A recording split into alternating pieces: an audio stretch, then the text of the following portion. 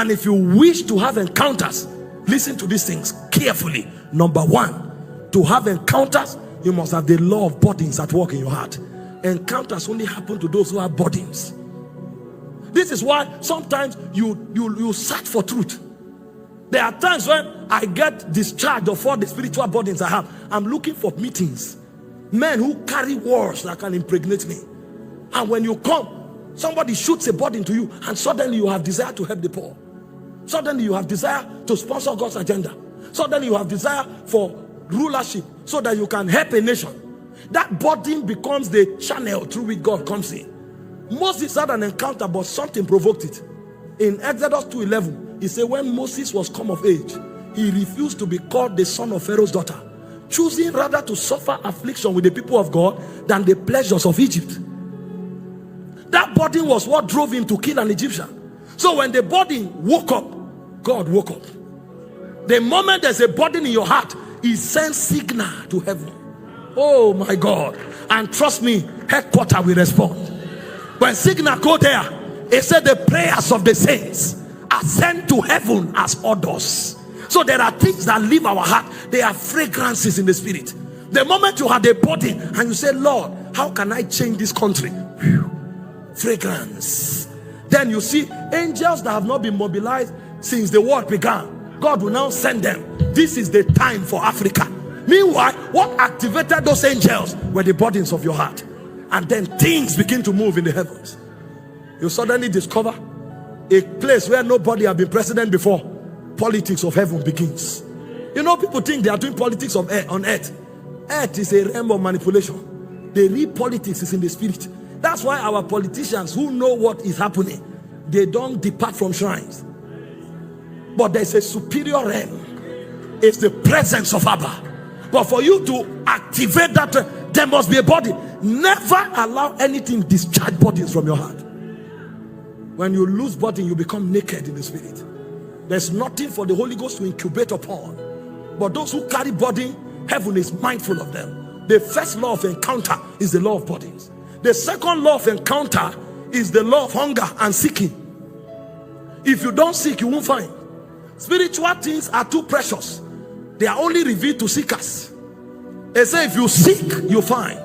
If you knock, the door is open. So those who don't seek find nothing. And when you seek an encounter, you must seek with all your heart. Jeremiah 29 verse 13, he said, when you seek me, you will find me. If you seek me with the whole of your heart. I was teaching here a year ago, and I told you, it's not this thing we do in church when we come, because they sang a song that is emotional and you wept for 5 minutes. That's not what we are saying here. God knows your propensity. When you wanted to marry, he knew how you sought that woman. When you needed a contract, he knew how you sought that contract. So when you want to seek him, you must surpass what you've done before. That's when encounters happen. If you seek me, you find me. When you seek me with the whole of your heart. Number 3 is the law of the presence. You want to have encounters, you must stand in the presence of God, because that's where encounters happen. Isaiah was in the presence. Isaiah chapter 6 from verse 1. Because there are men who stand there. In 1 Kings 17 verse 1, Elijah said, before God whom I stand, there shall be no rain or dew. If you culture your secret place enough, the shadow of the Almighty will come there. He said, a man who dwells in the secret place of God abides under the shadow. So the presence of God is your secret place. That's where the Shekinah manifests. The presence of God is everywhere, but the consecrated presence is in the secret place where you meet your God. You must build the discipline of the spirit to culture a place where you meet God. Cornelius had it. He built it through prayer and almsgiving. Acts 10 from verse 1, an angel appeared there. So if you want to encounter, you must build a secret place that becomes the shadow of the Almighty. And finally, if you want to encounter, you must serve. Only those who serve have encounters. 1 Samuel chapter 3 verse 1. I'm telling you, this is why our generation no longer have men who know God. Tell somebody to pick paper from the ground. He says 20,000. Meanwhile, in the days of our fathers, when they punish people, they remove them from church activity. They beg for it.